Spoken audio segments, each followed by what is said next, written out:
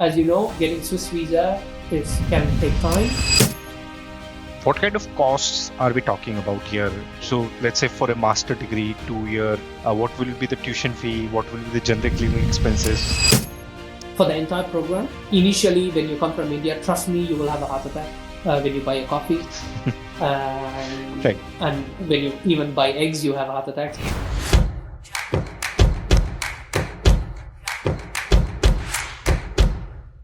Hello everyone, I'm Aman. I'm back with another very exciting podcast at Gyanthan. Today we have with us is Dr. Rakesh Krishnan. He is a visionary leader, entrepreneur, and a keynote speaker with a distinguished career spanning academia, the UN, civil society, and the private sector. As the director of the Geneva School of Diplomacy and IR, he leverages his extensive expertise in international relations, diplomacy, and business development to drive the institution's strategic growth and global influence.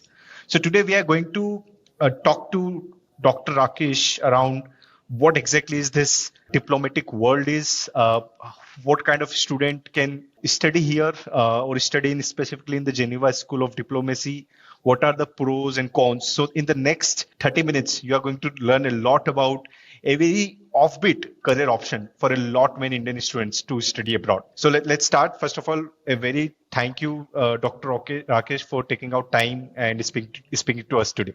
Thank you very much for the very kind introduction. So you've said a lot of good things about me. I hope that I can live up to that. But thank you very much.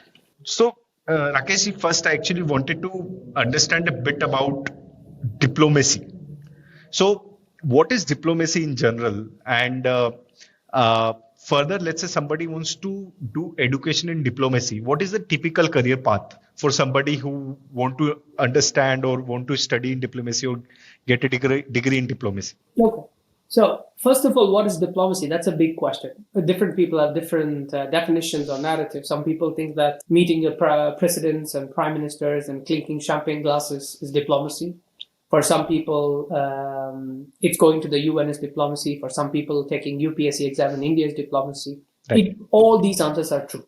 As we say, the mountain differs from which angle you look at it. So all these are true. But diplomacy is basically, how would I define it? Getting a person who knows how to get things done. That's basically diplomacy, and it does different tactics, different strategy. So for me, when I talk about diplomacy, I always think about strategy, tactics. This is that's why diplomacy becomes very interesting for any person who wants to do anything. It doesn't matter about whether you want to go to UPSC or you want to go to foreign service.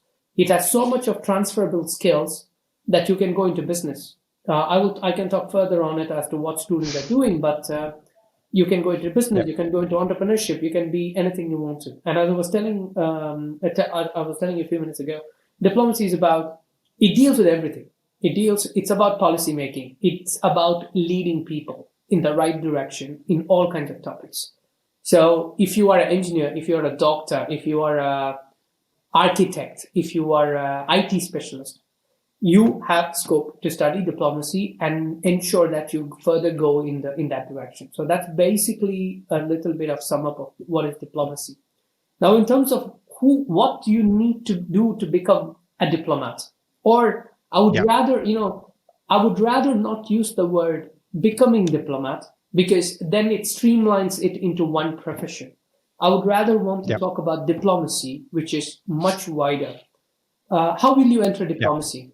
You can enter diplomacy, as I told you, from different directions. There are doctors who want to become policymakers and work in WHO, or they want to work in European Respiratory Society, or they want to work for European Union, or they want to work in NGOs, civil society.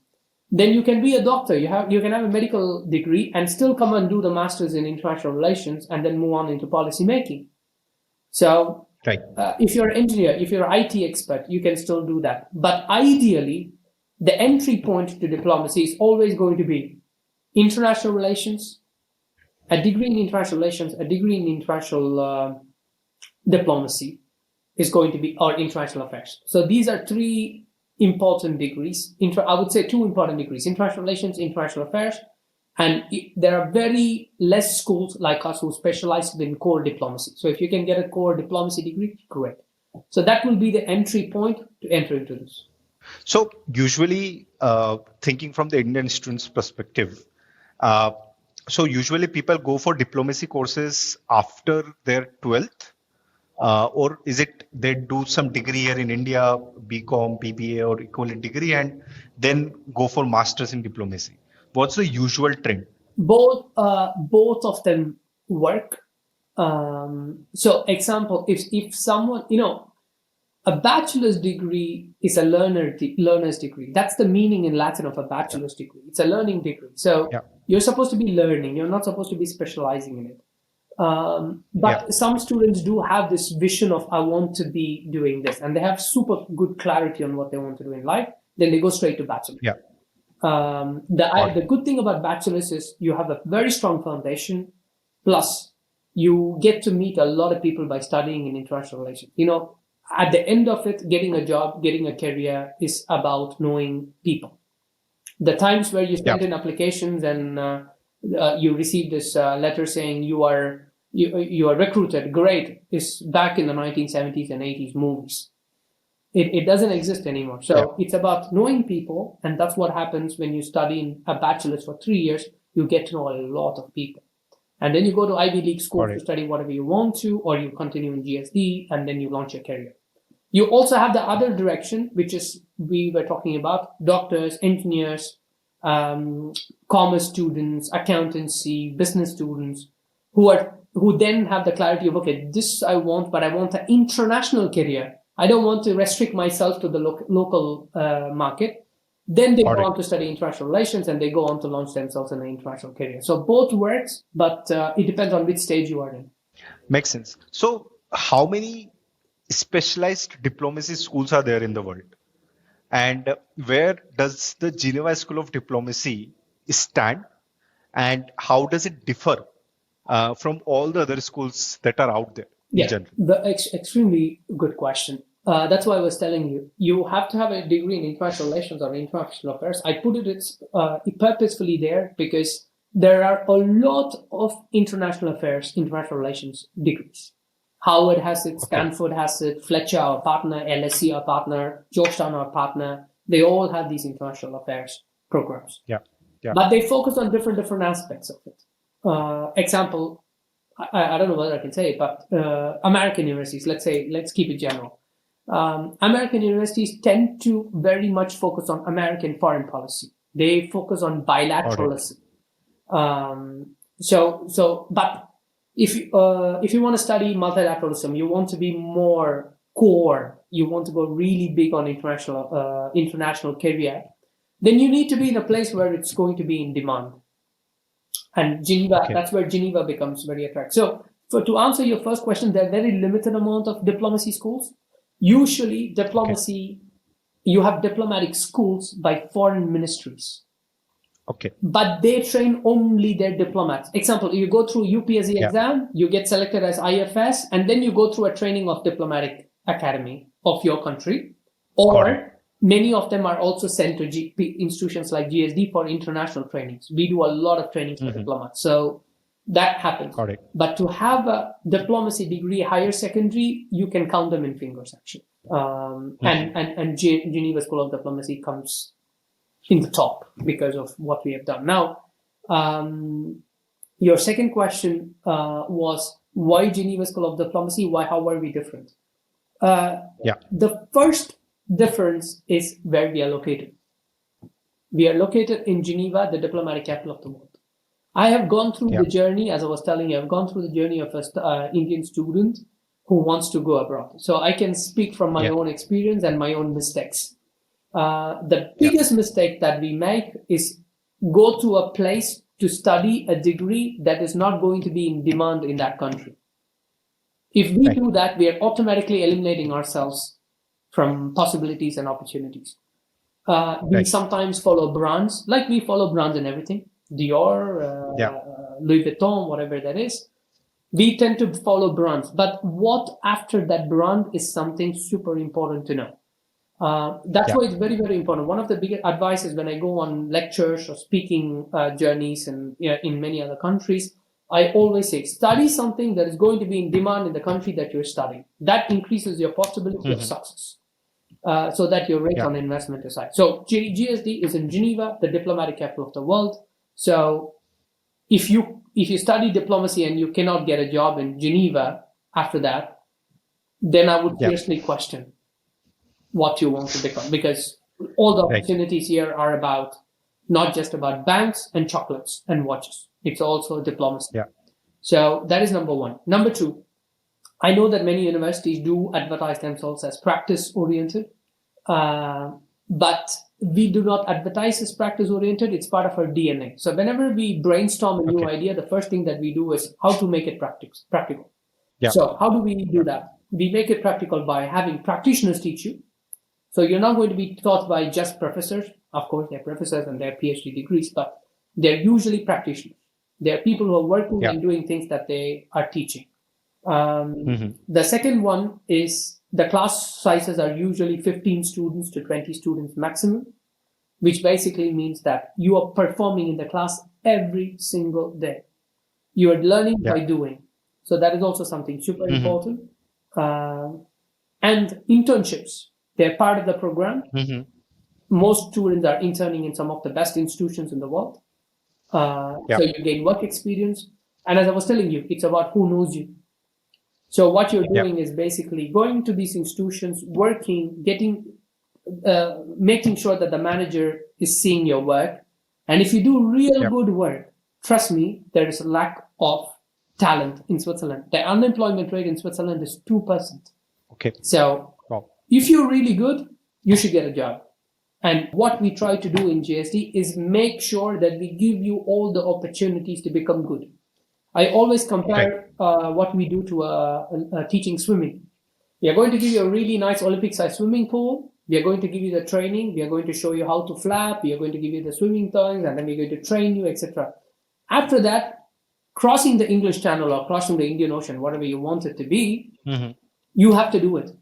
If I swim for you, then it becomes my swimming competition, not yours. Right. So obviously that makes sense.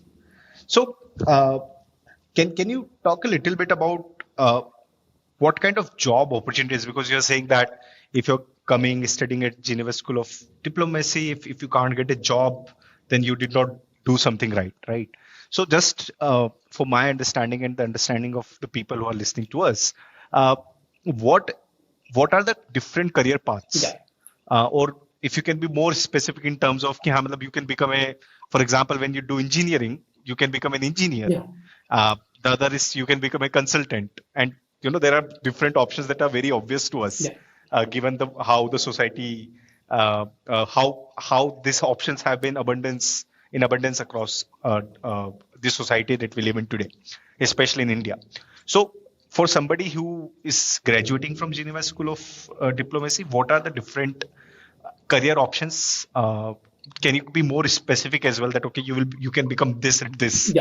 I think that will give us more context. So when we talk about diplomacy, the first thing that probably comes up is basically, there are two things that usually comes up. One is foreign service. Of course, your country's foreign service. The second one is UN. But it's a very, very important question what you've asked, because diplomacy is not about this. I want to give you a statistics. Around 30% of GSD students, when they graduate, they go on to private sector. In what capacities? So I will tell you in what capacities.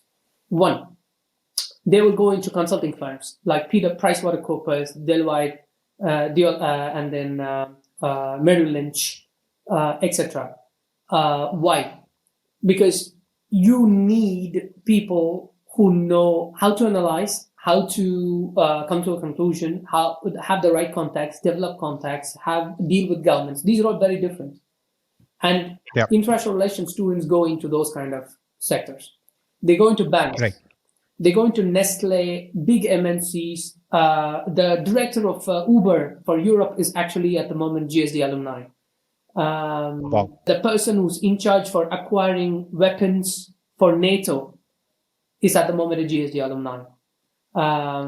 There are bankers. There are CEOs of big banks in Switzerland who are GSD alumni. Nestle, Richemont, Cartier, the big brands that we hear about, Cartier watch, Rolex. These are all employees of GSD alumni as well. What do they do though? Because these companies, if you are in the mid-level management to top-level management, their problem is not what gossip the HR is dealing with, or who to fire, who to hire, or what is the marketing budget. Their job is basically, how do I enter the new market? Who do I know? How do I penetrate the market? How do I get more subsidies? How do I get tax credits? How do I get the most favorable solution for my company? And that needs people who can understand the bureaucracy, who know how to deal with the people, who know how to deal with who know the history of the country, culture of the country, etc. It's super vital. And that's where our students come in. Another part of private sector is also very dealing with wealthy clients. When you deal with wealthy clients, if you just present your product, you know how it goes. 10 minutes the meeting is over, you don't get the result. You need to know them, you need to understand their history, culture, analyze people, and be very tactful. That's why this skill set becomes very important. So they go into private sector. You can go and become a diplomat. You can work in different international organizations. You can work at the UN. You can work at the WHO. If you are a doctor and you have an international relations degree, you are the ideal candidate to go and work in WHO. Then you can work, if you're an engineer, you can go and work in ITU, International Telecommunications Union. So there's all these. And then you can also work in civil society organizations, NGOs, etc. You can work in private sector, banks, watch companies, luxury products, etc. And then wherever there is international transaction, international exchange, you become relevant. And then you have also the think tanks, you have the academia part of it, which is super interesting actually. I know Indian students particularly are super interested in that area, to be working for think tanks who are consulting governments. Example, I know someone, I cannot name, I don't know whether I can name him. He's working currently with the Indian government to help them procure, he was leading the Rafale deal, actually. There is someone who's working with the Indian government at the moment who's also in charge of Invest in India project. So there's your think tank and you're consulting Indian government or you're consulting different governments on projects that they want to do, because not all parliamentarians are full policymakers. They have the experience.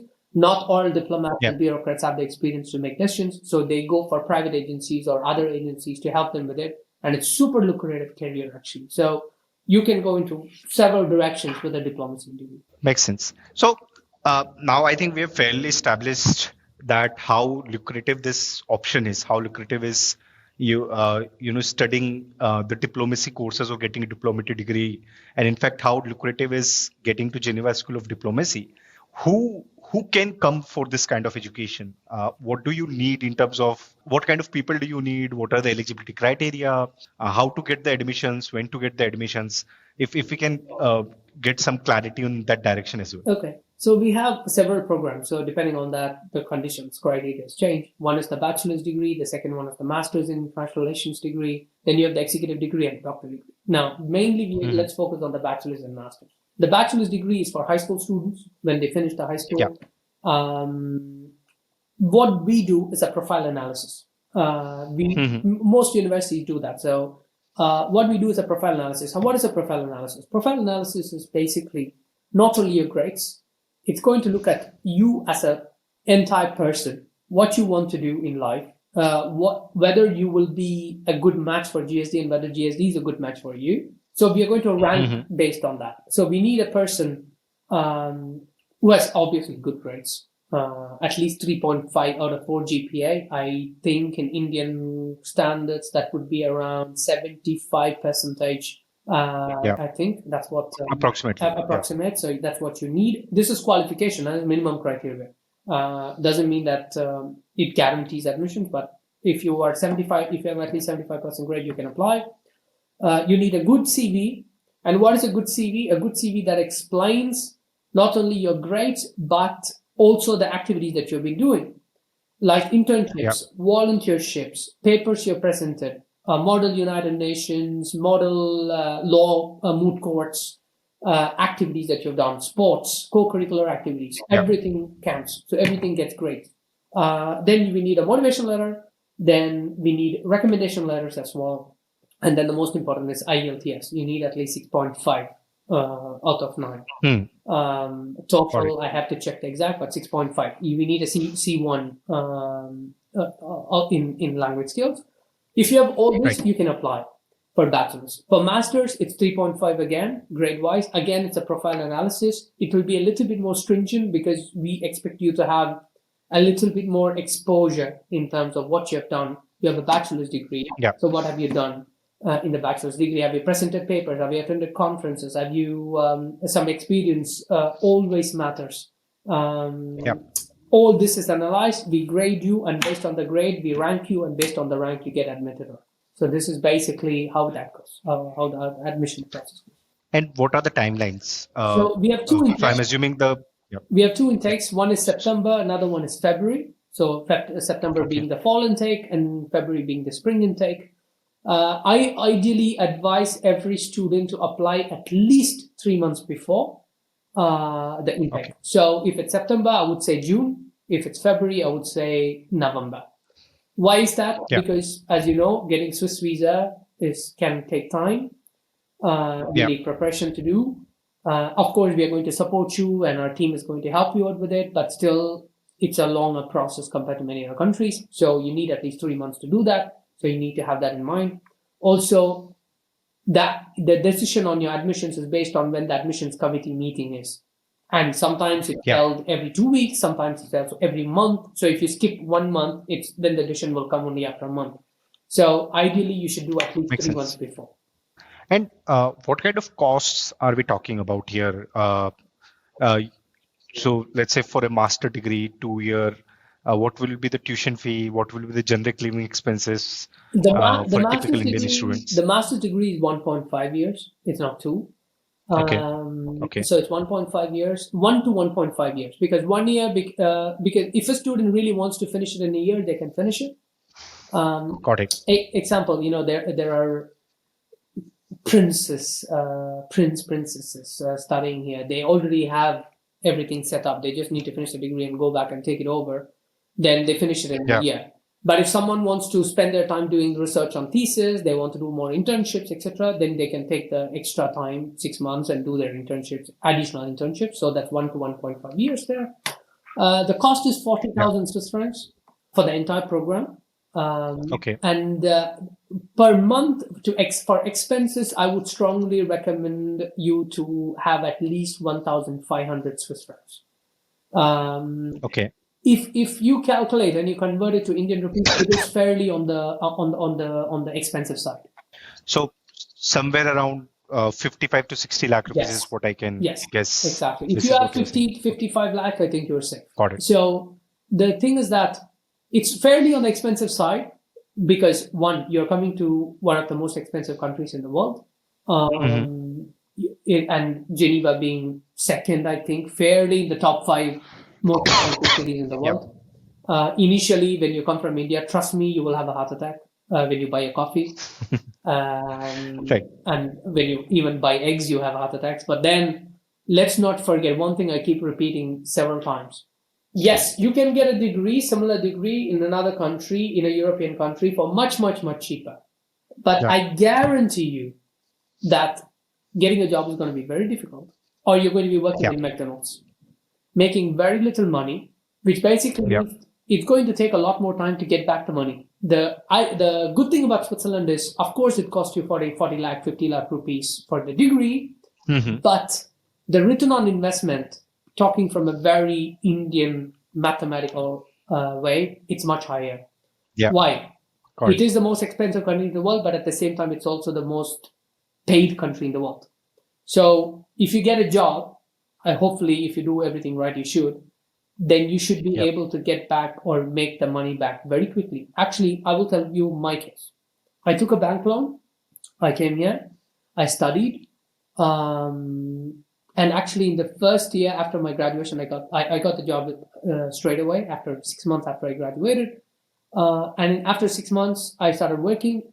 And in following December, I'd already paid off my education loan completely. Wow. But if you do that in, let's say, America, I'm not saying America is a bad place, but if you do that in America, if you do it in another place, trust me, the money that you'll make is not enough to pay back your bank loan in 5 years. 1 year or 1.5 years. Exactly. So it's very important to Got know it. that, and this is fairly expensive place, but also the return on investment is very high. So I would strongly suggest you to consider when you calculate. Got it. And is there any financial aid available from Yes. the school? Yeah. Yes, we have financial aid available, of course.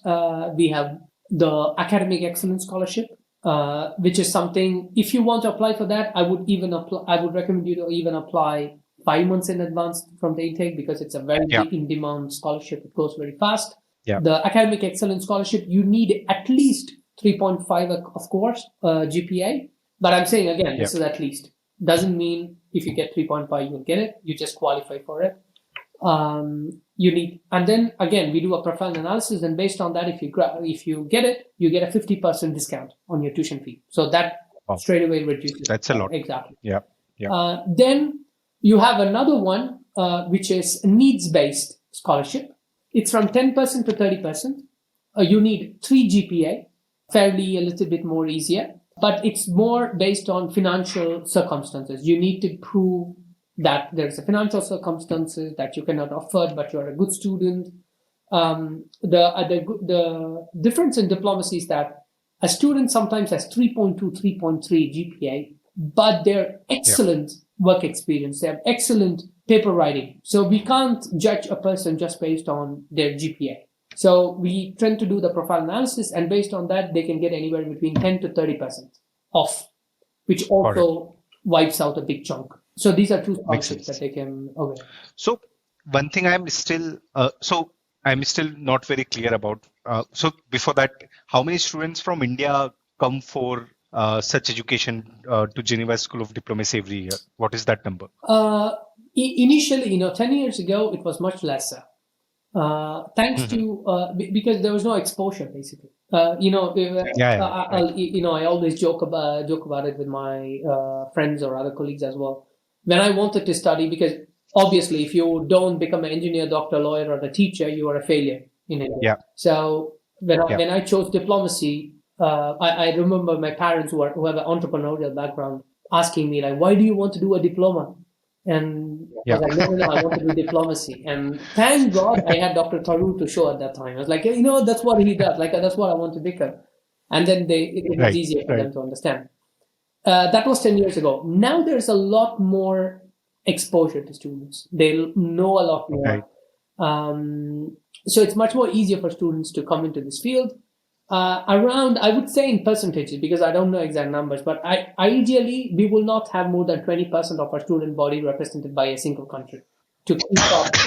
Got it. So around 20%, I would say, are Indian students. There's a lot of interest now from India because of the new government's policy of taking in people into their governments. Because before, if you don't do UPSC, you don't get entered foreign service. Now, it doesn't have to be that same case. So you can enter there. So there's a lot more interest. What are the traits that we are looking at? Like, I'm still trying to sort of understand what kind of student is going to come for this kind of education, right? So is it that the person should already be very good in communication, should have enough exposures of the world? Exposure is not something that I would use very loosely, because it depends on where you come from and what you're exposed to. So I would not use that exposure part, but I would say you need to be an extrovert and you need to enjoy leadership positions, because diplomacy is about leading people, convincing people and leading people.